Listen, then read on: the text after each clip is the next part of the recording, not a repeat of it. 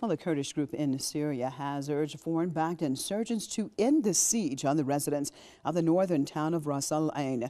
Now, the Kurdish National Council has condemned what it calls an ongoing assault against unarmed civilians. They say the insurgents are shelling the city indiscriminately. Fierce clashes erupted between the Syrian Kurds and insurgents on Saturday in northern Syria, near the Turkish border.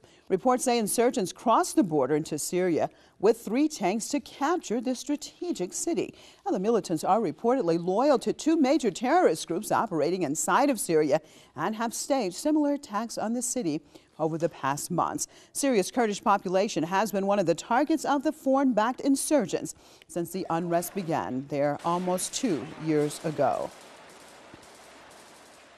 Well, switching over to Beirut, I'd like to welcome our guest, political analyst, Mr. Radwan Rizk. Thank you so much for being with us. Now, looking at this situation in Syria, it seems that it continues to expand and more groups are complaining about the terrorist actions that are taking place on the ground, and they get more and more blatant every day, whether it's tanks, whether it's missiles. What has to be done? What is the key to actually bringing stability and peace back to Syria in your perspective? Well, what's happening in the Kurds part of Syria, it's nothing but a punishment to the Kurdish people because they did not support what we call, between brackets, the revolution or the Free Army of Syria.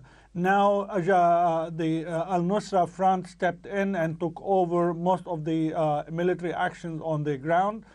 The same thing happened to Aleppo. The city is paying the price and being punished by those what we call resistance, because Aleppo did not support this kind of revolution from the start.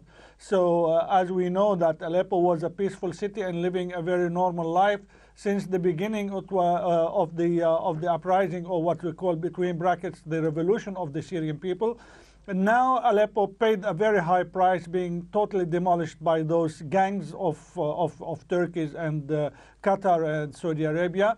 The same thing now is going to happen in the Kurds part, because those people were counting on the Kurds to do some kind of military, to join the military resistance against the Syrian regime, trying to employ the Kurds against Bashar Assad. On the contrary, they were very loyal and they're very supportive to the regime, and they could control their parts, did not allow any kind of trouble in the Kurds parts of Syria. Now what we have seen the past, it's more than a month, Ras al-Ain being under siege. It's been almost 3 months under attack, but we are seeing some kind of severe attacking, because as we know that President Bashar Assad saluted Ras al-Ain in his speech and gave it as an example of dignity of the Syrian people, who refused to bow or to kneel be in front of gangs of what we call Islamic fundamentalists, who are slaughtering the civilians in Syria and destroying the infrastructure in Syria.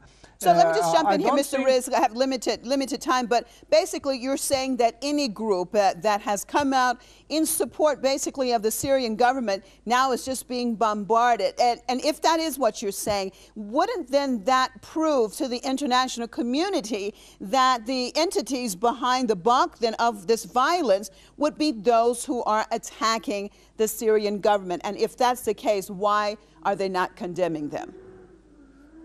Well, as we know that the West has 2 scales to weigh things out, because as you mentioned in your speech, in your words, that what goes into Mali does not go into Syria. This is a very contradiction point of view from the West, supporting or attacking the fundamentalists in Mali and calling them as terrorists, and they are freedom fighters in Syria, and they're giving them all the support, all the arms to do what we have seen, massacres against civilians, women and children in Syria. This is, well, we have to know that the West being led by nothing but bunch of liars who wants us to believe what they want us to believe. Well, after all, we should be aware of this.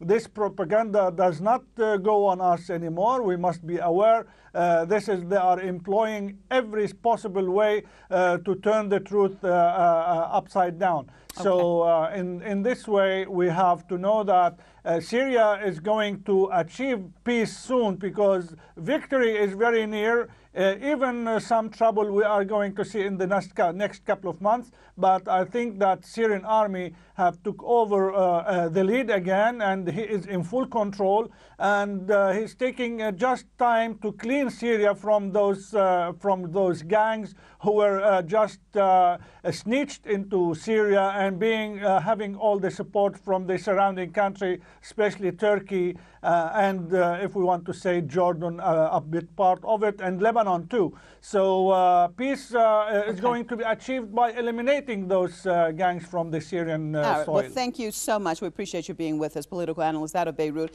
Mr. Radwan Rizk.